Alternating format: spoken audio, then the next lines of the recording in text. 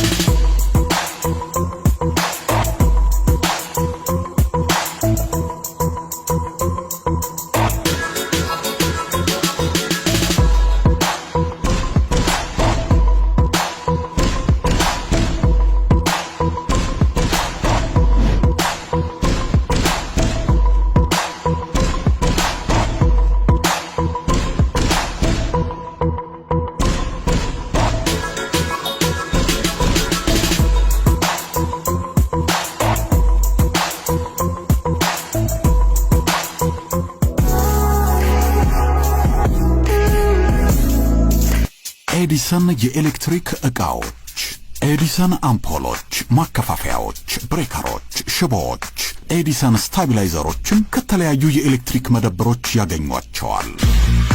ኤዲሰን ታላቅ ስም። የብርቱካንን ታሪክ ነበር አይተን የተመለስነው። ከዚህ ቀደም ብዙ አይነት እንደዚህ አይነት ታሪኮች ተሰርተዋል። ግን ይሄ እውነት ከኢትዮጵያዊነት የወጣ ፍጹም ኢትዮጵያ ውስጥ ይሄ ነገር ሲያጋጥማሉ ብለን እንድናስብ ራሳችንን እንድንጠይቅ የት ነው ያለነው የቱ ጋር ደርሰናል ብለን ያየንበትም ታሪክ ነው። ብርቱካን በጣም ተስፋ የነበራት ለዓላማዋ ታግላ እዚህ ጋር የደረሰች ጎበዝ ጠንካራ ወጣት ተማሪ ነበረች። ከዛ በኋላ ግን የመጣባት ነገር የሚያሳዝን ነው። የመጣባትን ነገር መቋቋም ባልቻለችበት ሁኔታ ላይ ደግሞ ተጨማሪ ነገር ወደ ህይወቷ መጣ። ያም ልጇ ነውና ለልጇ ብርቱካን ምን ብላ ይሆን ታሪኳን የምትነግረው ብዬ ሳስብ ነበር። በጣም የሚያስጨንቅና የሚረብሽም ጭምር ነው። የሷም ህይወት ተበላሸ ስንል እንደገና ደግሞ ህፃን ልጅ ወደዚህ አምጥታለች። የዛ ህፃን ልጅ ተስፋውስ ምንድነው? ነገስ የሚመለስለት መልስ ምንድነው? ይሄ ልጅስ እንዴት አድርጎ ነው አድጎ ሀገርን የሚረከበው ብለን እንድንጠይቅ የሚያደርገንም ይመስለኛል። የብርቱካን ታሪክ በጣም ብዙ ሴቶች ላይ ያጋጥማል። ግን ደግሞ ይሄኛው የሚዘገንንና ለመስማትም ለጆሮም ለማየትም የሚቀፈው ነው ያገኘው። ያው ሰው ስትሆኚ ተፈተኛለሽ። አንዳንዴ የፈተናም አይነት አለው እንዴት ያለሽ በቃ በርግጥ ላያስችል አይሰጥም ይባላል። ግን ደግሞ አንዳንዴ ከመቻል በላይ የሚሆኑ ፈተናዎች አሉና እንደ ኢትዮጵያ እንደ ሀገር ደግሞ ስታስቡ እንደዚህ አይነት ሁኔታ የሚደረግበት ማህበረሰብ ውስጥ ነው እንደ ያለ ነው። በምን አይነት ሁኔታ ነው ህይወታችንን እየመራን ያለ ነው የሚለው ራሱ ሌላ ጥያቄ ነውና በጣም ከባድ ነው። የብርቱካን ቪዲዮንም ቁጭ እየሳየው እውነት ለመናገር አንደበት የለኝም። ከአምሮ በላይ ነው። እጅግ በጣም የሚሰቀጥጥና የሚዘገንን ከመሆኑ ብዛት የተነሳ ጭራሽ እንደውም ፊልም ነው እንዴ አክቲንግ ነው እንዴ የሚያስብል ሁላ። ምክንያቱም ያው ብዙ ሆረር ፊልሞችን እንሰማለን፣ ግን የእውነት መሬት ላይ የወረደ እንደዚህ በዚህ ልክ የሚሰማ ነውር ሁላ አለ ወይ እስከ ማለትም ድረስ አለና ብርቱካን እንግዲህ ስቱዲዮ ውስጥ ትገኛለች። አብረን ቆመን እንቀበላለን። እንኳን ደህና መጣሽ። እንኳን ደህና መጣሽ። አረፍ በይ። እንዴት ነሽ ብርቱካን? እንኳን ደህና መጣሽ። በጣም ነው የምታምሪው። በጣም ቆንጆ ከለሯ ራሱ እንዴት እንደሚያምር። ያው ዩኒቨርሲቲ ስንሄድ ሁላችንም የምናስበው ነገር አለ አይደል? ቤተሰብ ጋር ያለው ደስታ አለ፣ ስትሄጂ የምትዘጋጁ ዝግጅት አለ። ከሄድሽ በኋላ ደግሞ ያው ቤተሰብ ነው ገንዘብ የሚልከው እንፈልገው ነገር። ያን ጊዜ እንዴት አሳለፍሽ? ስትሄጂስ እንዴት ነበረ? ስሄድ 300 ብር ነው የተሰጠኝ። ያ ማለት ያንቺ 300 ብር የሆነ ቦታ ላይ ትላካል ማለት አይደለም፣ አድርሶ የሚመልሰኝ ነው። አመት ሙሉ የሚዘልቅ ማለት ነው። ጓደኞቼ በፕሌን ጓደኞቼ በመኪና እየተመላለሱ በዓላትን ሲውሉ እኔ ግን ለአንድ አመት ተውሎ 300 ብር ነው ካልኩሌት ተደርጎ የሰጠኝ ነበር። ስንት ነበር ትራንስፖርት? 150 ብር ነበር ሄጆ።